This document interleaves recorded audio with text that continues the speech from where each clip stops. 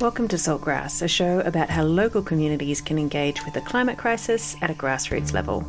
My name is Ali Hanley, and 13 years ago I bought a really run-down weatherboard house in Castlemaine. It's the reason I moved to this town, being the only house in my price range in the whole state at the time.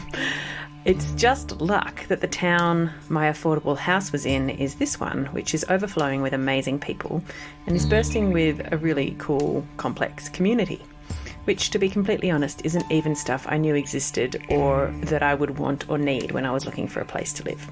Over a decade later, the house is still a work in progress. Limited funds and limited capacity makes this an ongoing, long-term project. But one thing I've really learnt to value is my local salvage yard. I've dropped down there many, many times over the years as I was working on different parts of the house to pick up a bit of second-hand corrugated iron, some lengths of timber, a sink, toilet, doors, windows, you name it, they've got it. I even got a whirligig for ventilation in my roof from them. Anna and Matt run the place, and every time I go, it's an adventure. Their dogs greet my dog, and I wander around with my tape measure, a notebook, and I imagine using all of the things I see but don't really need. They have stained glass windows and glass blocks and ginormous wheels. So today's episode is exploring waste again, but this time we're looking at the building industry and how we can construct and dismantle buildings better. To record this interview, I went to their house, which is an apartment that is probably larger than my house. It sits above one of the salvage yard sheds and is itself made mostly from salvaged materials. As ever, I want to acknowledge that Saltgrass is produced on Jarrah country, the home of the Judja Wurrung. They have been zero waste ecosystem guardians and custodians of this land for countless generations and continue to lead the way and generously share their wisdom on how to live here better. I give thanks to them and honour elders past, present and future. Always was, always will be Aboriginal land. Salt. Yeah. Salt. Grassroots. Salt of the earth people. Grassroots change. Saltgrass.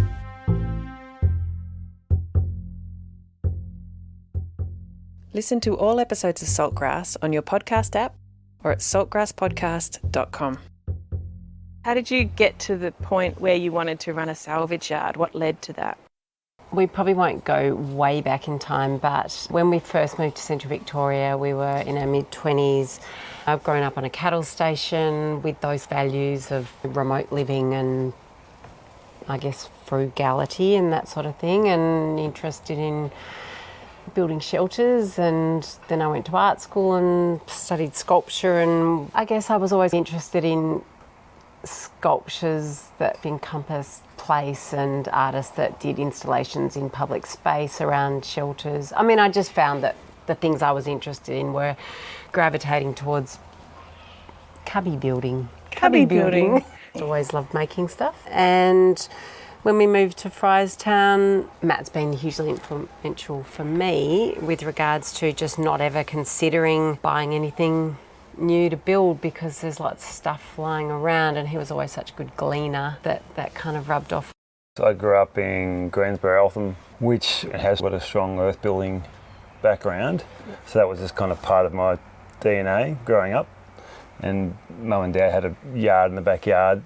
Dad's a landscaper, so we grew up around piles of timber and stuff that Dad would get out of Port Melbourne wharfs and those things. So then ended up just making furniture, building houses, in that same theme of designing around what's available. So I've never really had another option, really. So coming up here, first job with Ron and Sarah Murray. They had a very small budget, so it was recycling in a proper way of going out, finding cheap things and trying to place them all together to make it a nice house. And then we moved to Friarstown, to our own place there, same thing, combination of having no money and also wanting to build that way. Yeah, we never planned on staying around here, just did one job and then that led on to another job, and we needed some more employees, and all of a sudden it kind of grew, and next thing we got busy. So, I mean, Friarstown probably for us was just an accidental crap block of land that had been totally post-industrially overworked, and it was a good opportunity to clean it up, remove 14 car bodies and deal with erosion gullies, and so it was the harshest block of land that we could find. It was the cheapest block of land we could find. We just met. Anna was living in Tassie and teaching down there. I just got back from Tassie on a Monday morning after seeing Anna. We just started dating. I was driving back from the long-term car park towards Warrandyte to finish this job off, and then Ron and Sarah rang and said, hey, we're in Castlemaine. I was like, yeah, I've heard of that town, but haven't been there. I said, we're up here and we've found this block of land in Indepine.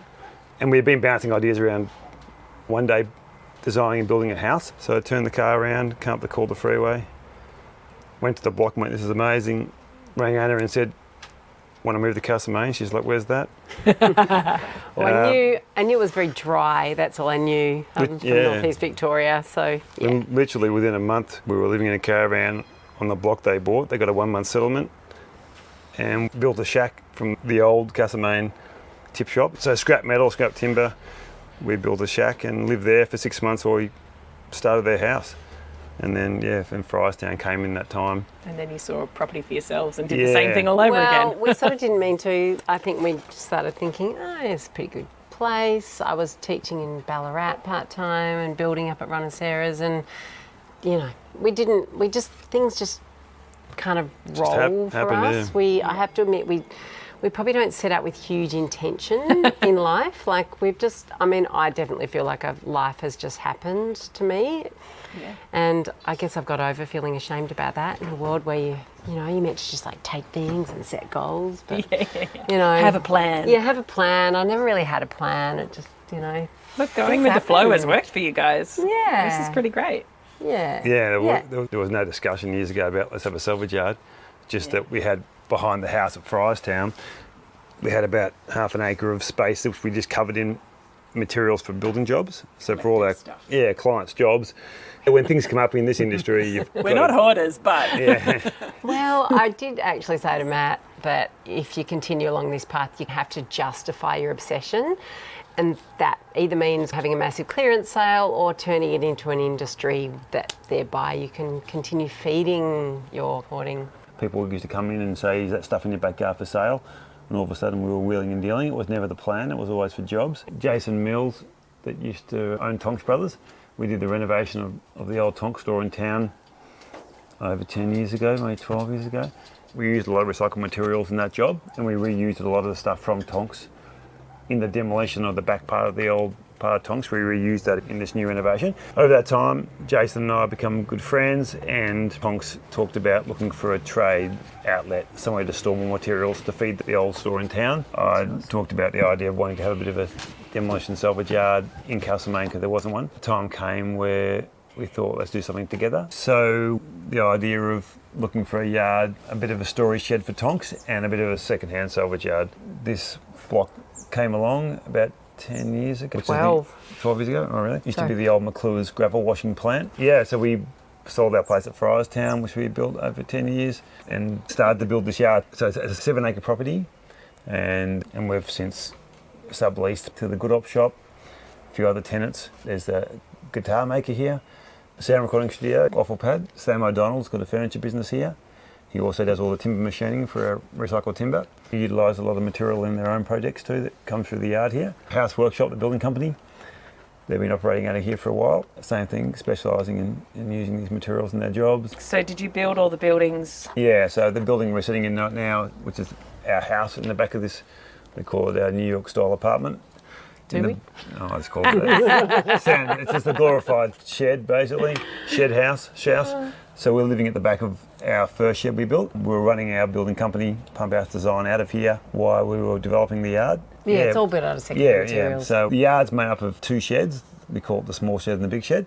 We live in the back of the small shed, and then there's a showroom downstairs of all your fire surrounds, bits and bobs, more your kind of chattels from houses. Then there's the outdoor area, which is all your big heavy outdoor items, wharf timbers, steel, bricks, different types of masonry. And then we've got like a smaller shed, which is our doors and window shed. That's a shed built on racking. That's kind of like a system of storing doors and windows. The big shed next door where Tonks was is predominantly timber. That's all our racked out flooring, beams, all your structural timbers. And there's like a pigeonhole system in that, which is your kind of customer picking area. And then amongst all that, there's all the little bits and pieces that are kind of placed around garden beds on corners, all those kind of one-off items that come in. Knick-knack, paddywhacks. Yep. Yeah. And then we put a few garden beds in between it. We tried to make a yard that's not just a big, hot industrial landscape. And then there's a little cafe. Tonks, when they were here, put in a little commercial kitchen. Verity, she runs the little coffee shop there, the same hours as the Good Op shop. It's fairly rambling. You definitely need more than an hour. I often find the hardest thing to do over social media is convey the scale that we've got here. And so people sometimes turn up and are just really overwhelmed and realise that they haven't left enough time. I think we need to set up maybe some golf carts or some customer courtesy You bikes. just see it as A little good, train that people can train, Yeah, like. you just see it as a good excuse for a Train, wander. yeah. Yeah. Good exercise. Yeah, it's a little bit of industrial land. It's kind of on the side of the Malden Railway, the steam train. Yeah. So that's just to the north of us. And then to the east is just residential housing. So we've got about a dozen houses that border the yard. And then we've got the creek to our west. So we're on the edge of the creek, which came right to the boundary line in the recent floods. It didn't spill over into you. Just came to the fence line, yeah. Yeah. And so for you, it's hard to go past something. If it's getting knocked down and you see some great stuff, it's hard for you to drive by. You would have to stop and Yeah, pick very it up, hard. Matt. Yeah, Very hard still. Yeah, Yeah. very hard. Yeah. Yeah. We build business around hoarding, Yeah. basically. For good reason, which we might get to, but, yeah. But I think we as humans have that instinct for a reason. Because when times are lean, waste not, want not is a saying for a reason. Yeah. People who are really good at getting the tiniest bit of value out of everything actually Yeah. can survive lean times. Yeah, and you can label it. I mean, I've been known to be called a prepper from time to time. It's in my pantry. Yeah, I was going to say, how many tins do you have? Yeah, well, I did grow up fairly remote, so I was never able to shake that bulk shopping thing. Yeah. It's slightly prepping. I don't like the assumption that it will always be there. Yeah. To just pop down and get what you need. I do like the idea that you don't go down the street and you just kind of build a meal out of whatever you've got, or you build a house out of whatever you've got, which is kind of the difference between like architecture and designing a house based on the design and then going out to source those materials to fit your design, as opposed to building a house around whatever you've got and the design then evolves from the other end. And I can see that old school farmer, really remote stations and farms, you did buy stuff 6 months in advance, and also that understanding of the seasonal, that things aren't always available. Yeah. It's that kind of mindset, isn't it? Yeah. Look, because we both just can't bear seeing, maybe that's an ageing thing as well, when you've kind of grown up in another time that you do recognise better built. I feel like our generation has grown up in the 70s and 80s when things were still well built, and now we live in a time that basically you can't recycle most furniture and housing because of all the kind of leaps in glues and factory produced stuff. So I think for us it was both of us just can't bear seeing the well-built things getting knocked over and disappearing on the back of a truck, ultimately to end up in a hole in the ground. I mean, it's just stupid. It's like a dumb approach to building materials. It's interesting because like my house is cheaply built, rapidly built house from the 50s. Using hardwood frame, which no one uses these days. It's not treated, so there's no massive chemical baths that the wood goes through. It's rough hewn, so it's rough as guts. It's hard to work with, but we're doing renovations with it. Every builder who comes to my house, some joke that you could just knock it down and start again, but most of them are like, this has got really good bones and you don't see this kind of construction anymore.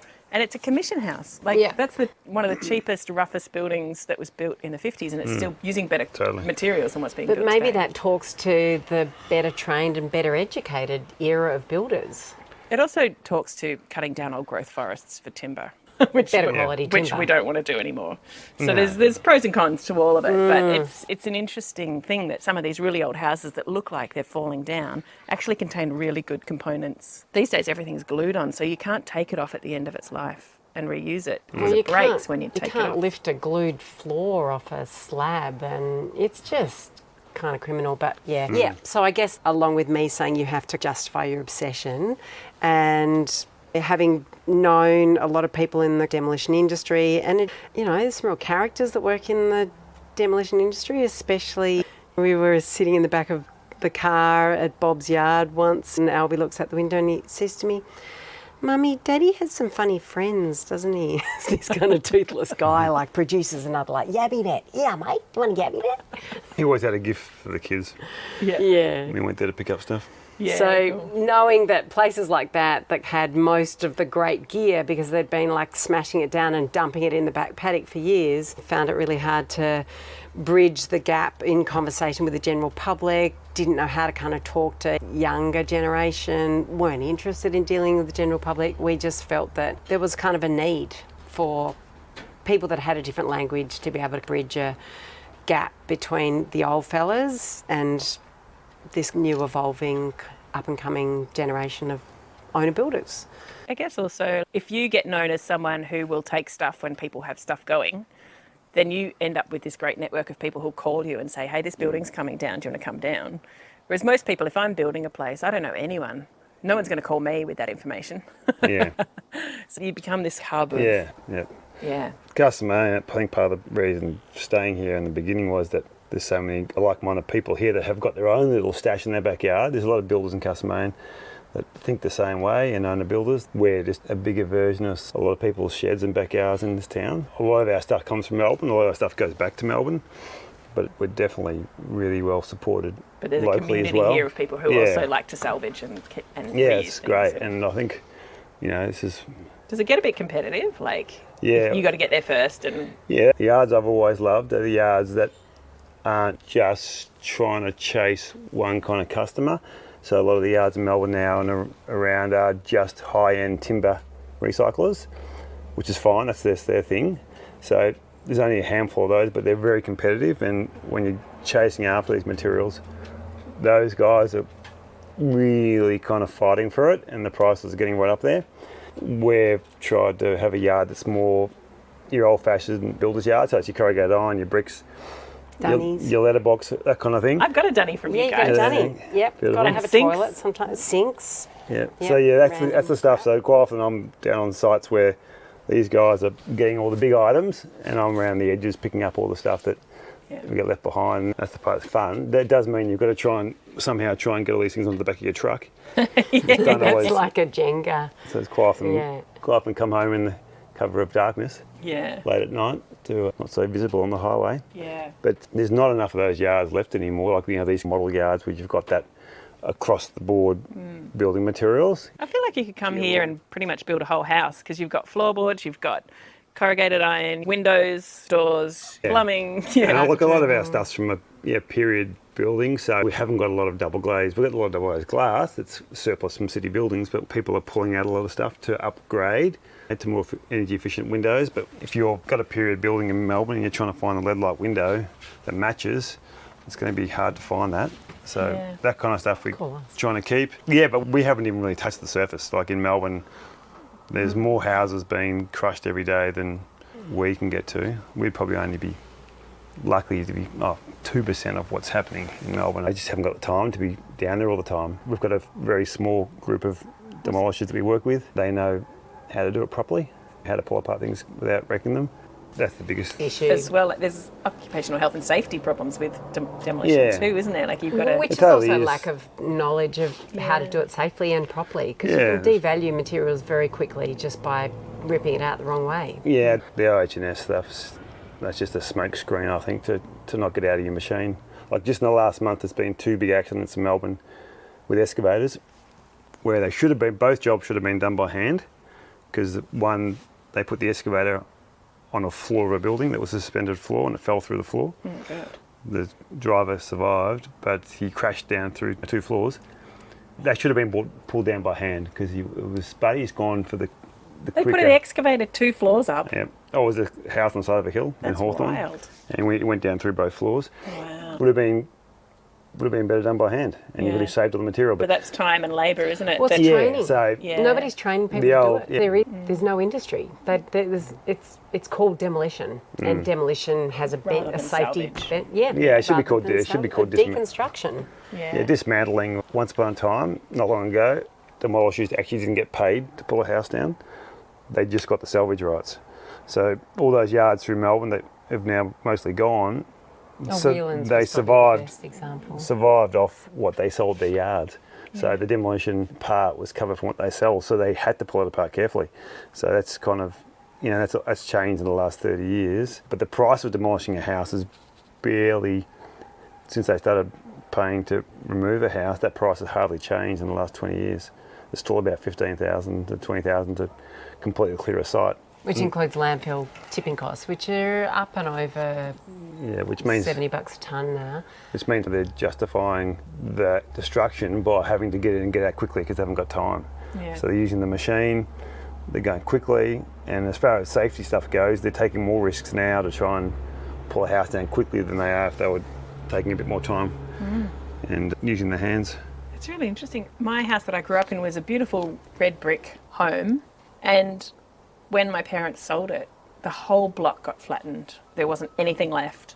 Yeah. All the plants, all the paths, the whole house got, and I'm sure that it just got like carted away en masse. Yeah. And it's like, wow, that was a good quality house. There was nothing wrong with that house, but it wasn't in the style that these people wanted. It was a little bit 70s. It's legalised vandalism, basically. And my uncle works for Melbourne City Council and urban design. Talking to him a while ago, he said Melbourne's economy is based on knocking down and rebuilding. It's interesting because there's an argument that houses these days will get built with double glazing and better insulation, but actually a lot of them are built with no eaves, no solar passive capacity. It's only part of the equation. Double glazing, insulation is definitely a big part of it, but it's only part of the equation. You can apply that sort of thinking across all sectors. My brother drives a 1963 403 Peugeot, and his kind of thinking is that the embodied energy it takes to keep producing a new car all the time for more efficiency is outweighed by looking after what you've got. That's pretty much what we do in this world now. We just constantly chase our tail. Yeah. It's the iPhone upgrade mentality, Constantly. Isn't it? Like you've always more got to have the efficiency. next one. Yeah, you can make an old house perform really well with renovating it. I wouldn't say that we are anti-development at all. Sometimes I look at those houses, and often it's through the most affluent suburbs of like Brighton and Toorak and South Yarra and Camberwell and Hawthorn, which are big blocks of land. Robin Annear also wrote about in her book on Whelan, is that most of Melbourne's inner city, those buildings have been built 3 or 4 times on the same block of land. So a lot of the buildings that you see now have had 4 or 5 incarnations since settlement, easily. So that is Melbourne's economy. But yeah, I wouldn't say necessarily that I'm anti-development. It's just the lack of foresight as to what happens to those materials once they're gone, which probably leads into other questions that you've asked me about training and education and the next generation, that kind of thing, because there's no point salvaging if there's no market for it at the other end. You just end up with the yards full of stasis that get bigger and bigger and bigger. So you need not only people to build with recycled materials and know how to build with the recycled materials, but also how to deconstruct. And to build with deconstruction in mind would be ideal, surely. Yeah, well, I would have thought so. But how do you do that? Yeah, that's right. And like a lot of materials, you can come up with other uses for them. So, the original use might have been a bit of framing timber or a concrete footpath. But if you think out of the square a bit, both those things can become 1,000 different projects in the future.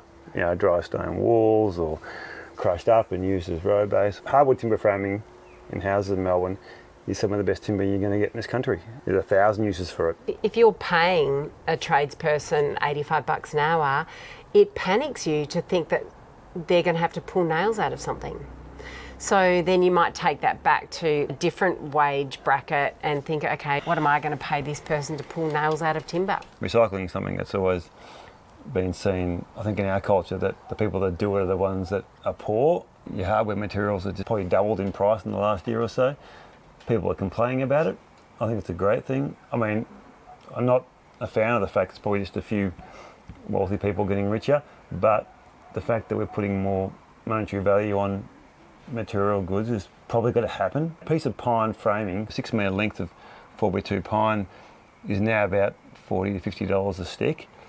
It sounds like a lot, but if you had to grow that tree, cut that tree down, mill that pine, treat it, forklift it, wrap it, stack it, handle it probably 20 times before it gets to the hardware store, and then they've got to make their margin, pay their wages. It's probably worth that much, but we've been so used to having everything so quick, so cheap, that we've justified throwing it away. And this is, you know, the nice thing about where we are at the moment is giving everyone a chance to relook at our values and go, oh, hang on, maybe that north wall that my builder's pulling down, maybe you can reuse that framing, because all of a sudden it is actually worth paying the guy to do it. Even if you are paying him $80 an hour, the timber he's going to pull out is probably worth 4 times that. So it's kind of going around, and hopefully it means that people will get off their arse and be more resourceful. The thing about recycling, about what they consume. Recycling, constantly. whether it's in your house or on the building site or on commercial, it takes quite a bit of effort.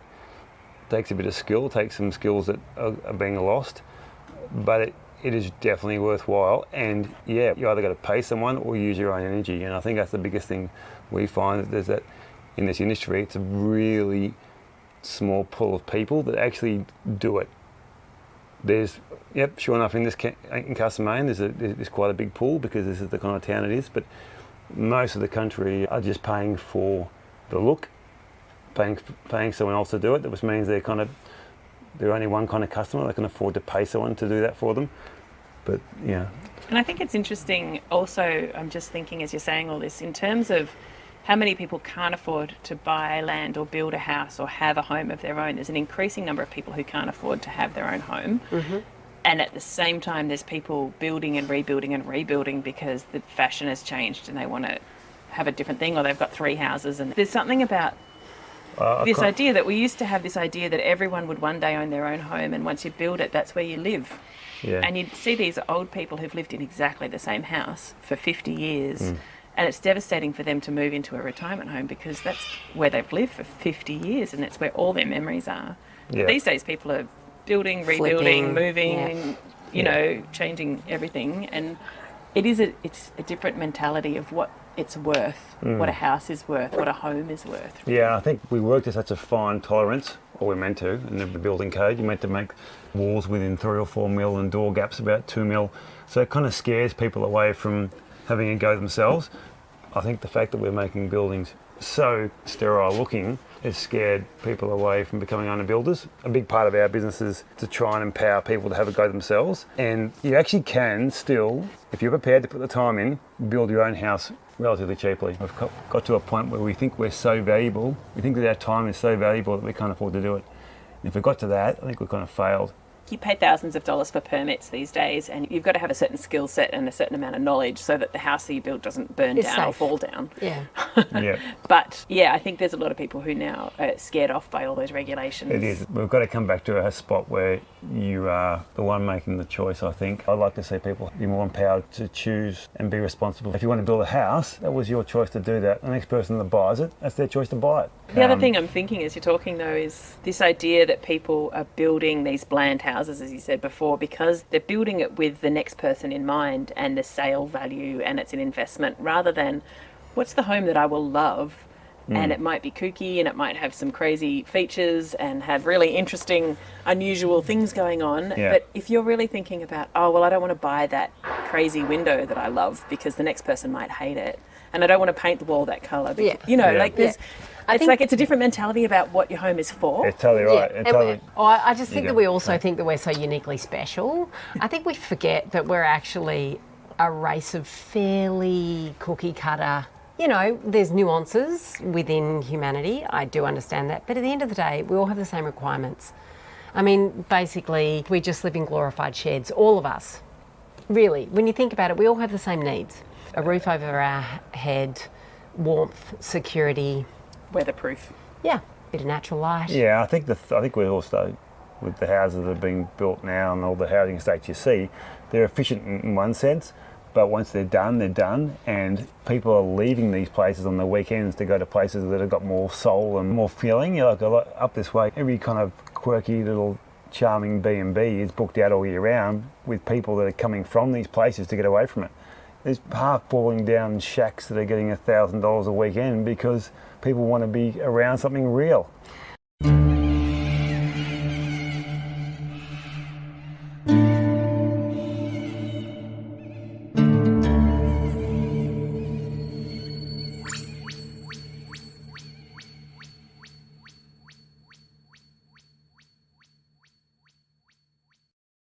the things that frustrates me the most.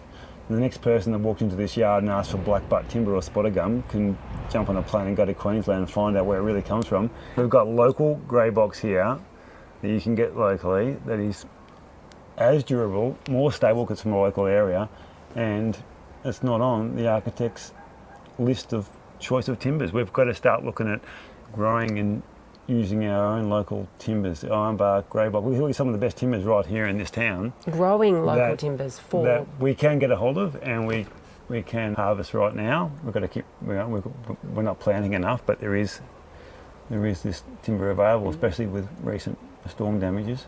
Well, it's really interesting, that question, and I am thinking of the wombat forest and the salvage of all that stuff and how contentious that is. Yeah. And cutting down of forests is a major problem in terms of carbon and all of that stuff. But it's like people still do want to build stuff, and we need to, as a society, figure out how are we going to, like, if we regulate our timber industry so much here and stop cutting down forests in Australia, we're just going to start importing and cutting down forests from Indonesia. It's like we're just going to do it somewhere else that won't have the same.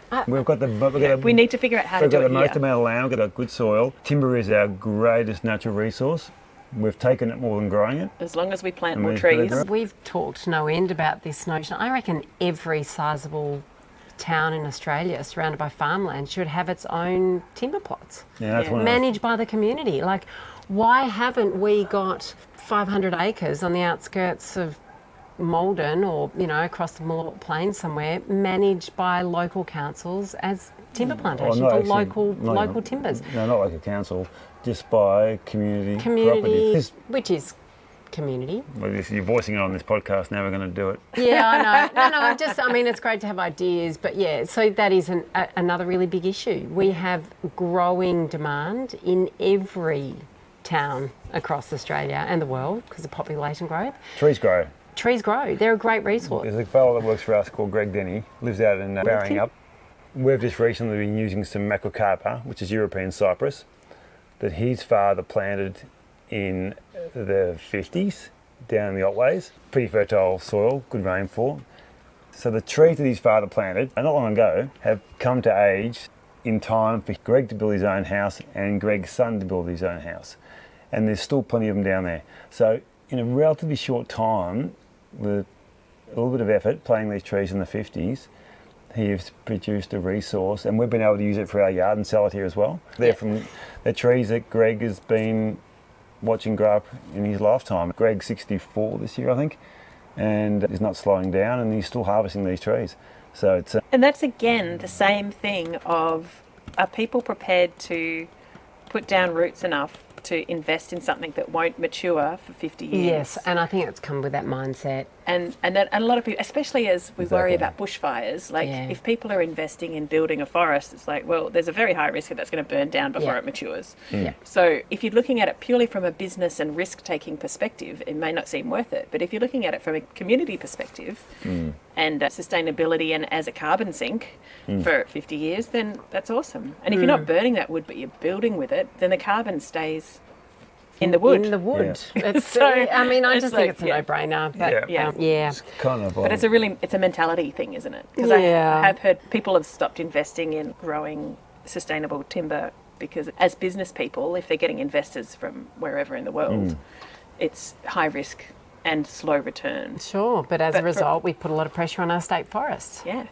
But as a community, I think your solution is a great one. But you need people who feel like they're going to live here for the next 50 years and their kids are going to want to live here. And that's a different conundrum because most kids move away. They might move back again, but a lot of kids move away. Yeah, pretty nice though. It's true. Pretty nice. You imagine if a local tree farm was owned and ran by 1,000 people in the community. They didn't all work on it physically. There might be a few representatives that get paid to do it by the rest of us. Yeah. But how nice would it be if you didn't come back for 20 years, you went away as a kid here, and you came back 20 years later and you saw that tree that you were involved in planting now coming of age, you can't get your arms around it, or there's things living in that tree. It'd be pretty satisfying. Yeah. And then you get to cut it down. Have that connection to place. Build a house. And plant another tree. And plant another tree. You're going to get people who get very attached to the trees. But I think the forestry model that we're used to seeing is that kind of monoculture, just big rows. I think the land around here would lend itself to really interesting kind of design forest. The range of timbers, plants for different uses. What's the name? Yeah, different. What's the name? Rowan reed. Rowan reed's got Yeah. an example of, mixing species for different uses. Well, Rowan reed's an agroforester from the Otways, so anyway, that's his model. But yeah, So growing forests for timber, but having multiple species and yeah. creating Well, I mean, also more diversity. timber for future. I mean, Yeah. the diggers, the blazies, it's sort of creating their own arboretum based on future species. We're kind of living in a rapidly changing climate where Melbourne's looking like Broken Hill in 2050. So a lot of the sciences, that's what we're looking at. So a lot of ecologists and growers are planting species for the future, not necessarily species that are endemic to your area. That's the the salvage yard for us is one thing that's important, but it's just one thing that we're interested in. We've closed our doors to the walking traffic for a few months, so we're still open by appointment, and we've just got to give the yard a big revamp. And part of that time is to try and work out where this is going and how this business has a long-term viability in this community, and and has more involvement in things other than just me going to Melbourne and chasing stuff around the place, because I can only do it for so long. The honeymoon's over.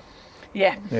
Some of those. So you nights. either outsource that or hire people who can do that for you. Yeah, and or... training up. Yeah, a big part of our yeah. mission is to recognise the dismantling industry as a trade.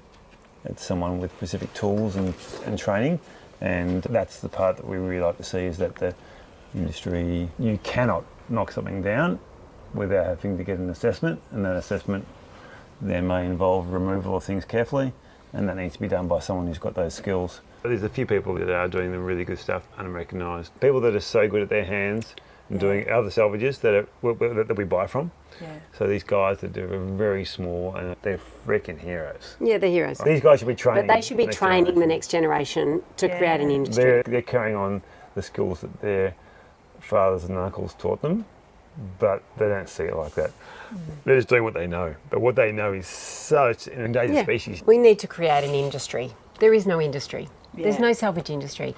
And I remember you asked me what stops people from building with recycled materials. Yeah. I think a lot of the time over the last couple of decades that Matt and I have been working together is that you find that in this couple of fat decades where it's all about luxury, and we don't like to see the dirty workshop in the back, we just like to see the finished product at the front. We often get pegged as skip divers. So there's a certain grubbiness about the industry because you can't avoid the fact that it just takes physical labour. Yeah. And it's kind of grubby. You're picking over somebody else's stuff. And we don't tend to like that. We don't like it in the kind of general waste industry. I love it. Yeah, well, yeah, you love it. There's a reason you're here. There's a reason that you love skips on the side of the road in Melbourne, because they're generally full of heaps of great stuff. But there is a certain image that is applied to you if you work in the salvage industry. You're generally a scumbag skip diver. Yeah. So I think that puts a lot of people off. That's cool. And that's cool. Get on with it. Yeah, just get on with it. Get over it and get on with it. That's fine. But also I think that there is still... But in terms of creating an industry, it's a block. Yeah, I think it's it's not sexy. I used to kind of think, how can you make salvage sexy? Yeah, I see it in Melbourne going on the sites. Some of the big companies we go and get stuff from, there's something around smashing something up and wasting it and wrecking it that makes you feel like you're superior and that you're the king, you're wealthy. I'm such a rock star, I can do this. I go down to Melbourne, I see this, and this is where the owners of these companies need to kind of get on board and teach these young guys and girls that this is cool. It's a culture, This it's an is, attitude. we're going to do this. This is really important. Actually, we have to do it. But yeah, I feel all the time, some of the sites I go to are totally embracive and they love it, and we're high-fiving and how good's this? Other guys, you can feel them looking down at you, kind of like you're scum. Mate, what do you want this for? And, little do they know, I probably got more value on the back of that truck than they've got doing that whole job. It's really interesting, isn't it? I got this massive 3-panel wide sliding double glazed door from a guy locally who had salvaged it because he was helping at a build in Melbourne, and it was a brand new build, and there was a scratch in the metal somewhere. And so the builder, who's very high end couldn't building have for that. very wealthy people, he just got rid of that door entirely. And that guy just happened to be there on site that day, and he's like, can I grab a trailer and take that? And the builder was like, yeah, take it, it's worth nothing to me. Yeah. And so they put in a whole new double glazed 3-panel sliding. That would have been worth thousands. Yeah. So I got this thing for free because he's had it sitting at his house because he just couldn't bear to see that go to the tip, and it would have gone to the tip. What makes us so special that hasn't we even couldn't been just polish used out a scratch and get on with it? Yeah. You know, your dog's going to scratch it in the first week anyway. Yeah. That's a mentality in the building industry at the beginning end that so much new materials is rejected, so let alone the second hand stuff at the end. Totally. A big part of our stock's from that too, and it's, look, the funny thing is this yard wouldn't be here without that kind of disgusting behaviour, so we're kind of it's a bit of a double-edged sword. Well, I'd be happy not to have a yard. I mean, that would be the ultimate goal. Yeah, I mean, it's... That there are so many of them that it's so competitive and that there's not enough materials to fill a yard anymore. I mean, isn't that our ultimate goal? I think it's a different, I think these yards are important because ultimately they're the places that process and transfer the materials back to its new life. But if we had an industry where houses were built to be deconstructed in 30, 40, 50 years, and the deconstruction was inbuilt into our society as something that we all just, of course we do that, and then it gets taken away in a usable form, and then that's all just part of a big flow. Yeah. Or even better, before it's deconstructed on site, whatever's going to be built there uses 70% of the materials in the new build, and they don't even need to have to be trucked off site. I mean, that's a whole nother circular movement. But that is, a small example. I mean, the amount of diesel we burn in this country just moving shit around is remarkable. That's a great little example of that. We were in Croatia. We went travelling around the world a few years ago with the kids. We bought a van in Europe, and we went around Europe and saw those great old buildings, and we were staying in Croatia. And saw a fella restoring this old stone building, and he was using stones from another old building that had fallen down. We were there for a couple of weeks, and he was up on this timber scaffolding, and he was using this really old scaffold plank that had come out of an old building. The week we left, I saw him use that scaffold plank. He cut it up and made it into the window frame. So the same bit of timber that he'd been standing on for the whole build. Yeah, the whole build. He then at the end of the build, used it for his window frame, and it was kind of like, from the start, I think he had planned on using that. And he got it from somewhere else. So that timber just went on and on and on. And why can't it? We were on an island, so that was island mentality as well. But maybe we should all live like we're living on an island. I mean, ultimately we are. That's the part that I think Anne and I probably come together on, is that recycling is something, that's just part of it, but it's about looking at every little thing you do and weighing up in your mind how that's going to impact everything around you. It should just be, in my mind, there's enough stuff already in the world. We've just got to keep it going around. And the problem is we've designed an economy that's based on brand new. And so many businesses rely on survival by reproducing. And why can't we just restore, fix and carry on again? I think you could probably have the same amount of employment, the same amount of wealth and the same amount of security in your economy by just keeping going what we've got going. And less holes in the ground filled with domestic building waste. And less holes in the ground to dig up new stuff so that we can make new stuff. Just less holes in the ground. Yeah. Yeah, just keep it there. I know it sort of sounds like we've come full circle, but you said before you were just kind of summarising, like in the future, that there would be a salvage industry to kind of knock that down and then those materials would be available. And what could be different around that cycle is, I think, the thing that Matt and I both have come to understand more and more readily, especially when we talk about the general trade attitude that we see on mainstream building sites around reusing materials. It's unsexy, it's not cool, it doesn't represent the wealth that they're making, or kind of rock star attitude that we see in young tradies often. Tradespeople, sorry, Matt. And, I think a lot of time, a lot of our customers here, and I especially noticed, I would say sort of older women, have come in here, and maybe I'm more aware of it because I'm a woman who works in this industry, but a lot of conversations I have are around people that have come back here and who are close to tears because they want to do something but their builder's blocking them because it's too difficult. And we hear it probably 10 times a week. My builder won't let me use that window, my builder won't let me use that, whatever. The reason they're often unclear about, I happen to know what that reason often is, and I see it when the builders come to pick up the stuff. They might look at something with slight disdain, and I'm thinking, why are you curling your lip at this window? It's got all the same functional parts as a new window, it just happens to have a bit of flaking paint on it. And what they're doing is they're surmising how much of their time it's going to take to put the new sash weights in, and basically ultimately they decide that they can make easier money doing something that's doesn't take so much creative energy. Sometimes I find with the younger builders, they haven't got the confidence. Nobody's taught them how to kind of think flexibly about reinstating that window back in a building, because it's not a cookie cutter, it's not off the shelf. The specs are a little bit out. When you go to the hardware store, you know the size timber you're going to get, but a lot of the older period homes don't have contemporary sizes, so you're either having to be a little bit more creative thinking, but nobody's taught these young people how to do it. Yeah. So the easiest thing is to push it back onto the client, say it can't be done, it's a waste of time, don't use it. Yeah. And then I often find that you get this dilemma, but ultimately people are so nervous about doing the wrong thing by their builder because it's taken them 8 months to find one to just put a window in, that they say, I'm really sorry, I really want to use that window. And I say, that's fine, don't worry about it. But I happen to know that the missing link is training at a TAFE level. Yeah.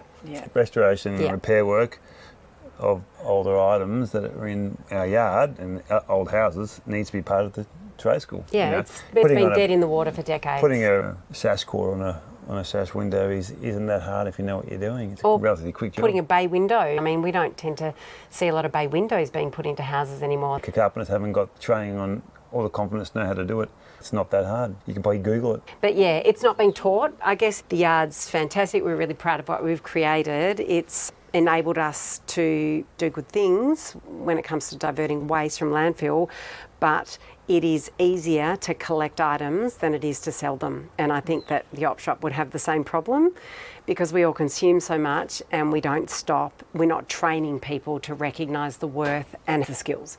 So, I mean, ultimately the end game, I'd like to even just see in Cert 3 carpentry at TAFE, I'd like to see a subject on building with salvage materials. That would be a start, next to new schools that purely focus on deconstruction. I mean, that would be amazing. Imagine if there was even one of those schools in Melbourne. I think some of the TAFEs do look a little bit into it, but not really enough. I think it's mostly around the safe deconstruction. About the health and safety rather than the mechanics of how to do it. Yeah, around the mechanics of how to reuse it. Yeah, it's about, I mean, of all the apprentices that we've had over the years, I've spoken to a lot of those folk about what it is that they get taught, and they say it's around safely being able to take out a structural beam. They teach them how to safely put a new beam in, but, you know, what happens to those windows when you take them out?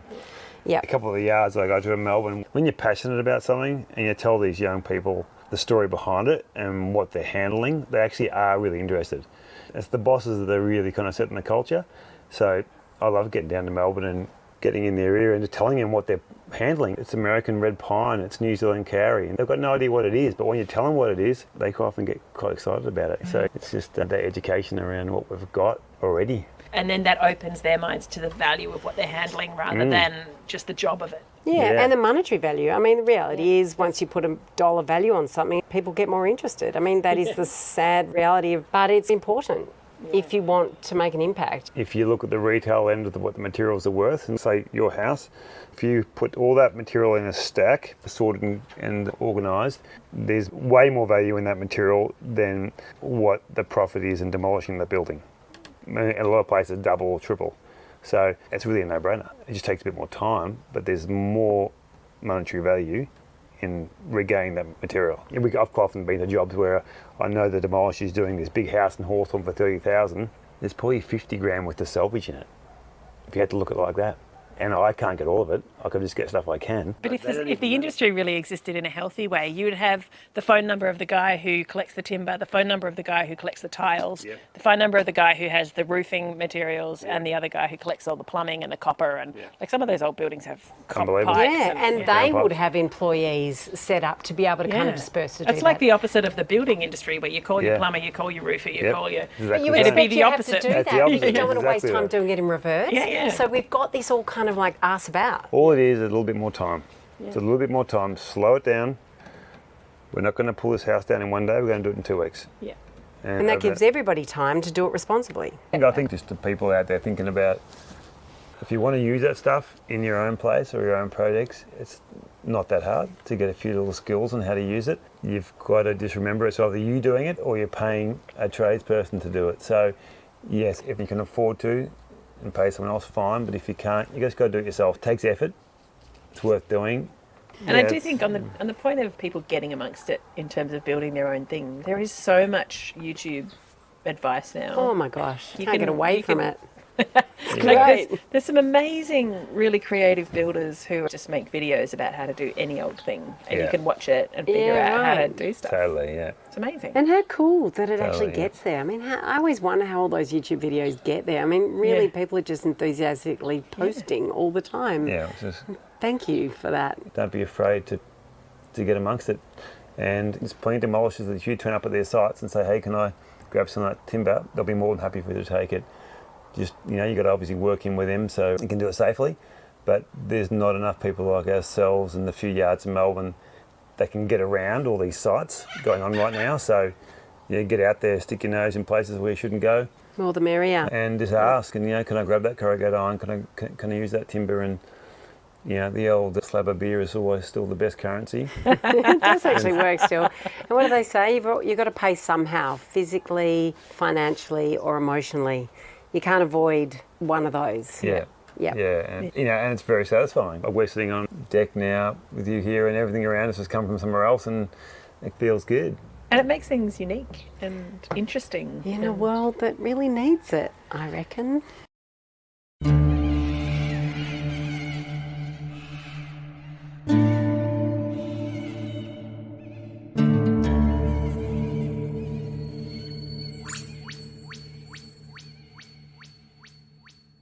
So there you go, that was Anna and Matt from the Salvage Yard in Castlemaine. I hope you enjoyed our conversation about the building industry and all the ways we could, as a society, do it better. Reduce, reuse and recycle. If any part of the conversation caught your attention, there are links and notes about the show on the episode page on the website.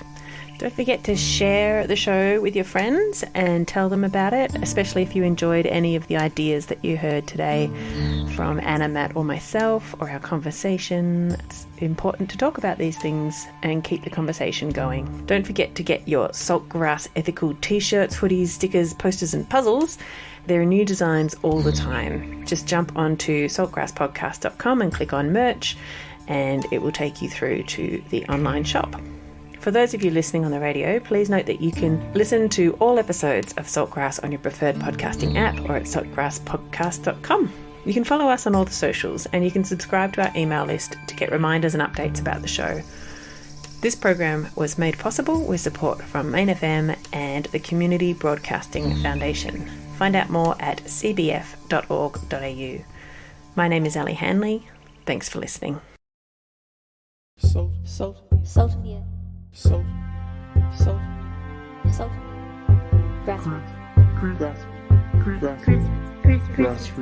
Grassroots. Salt of the earth people. Grassroots change. Saltgrass.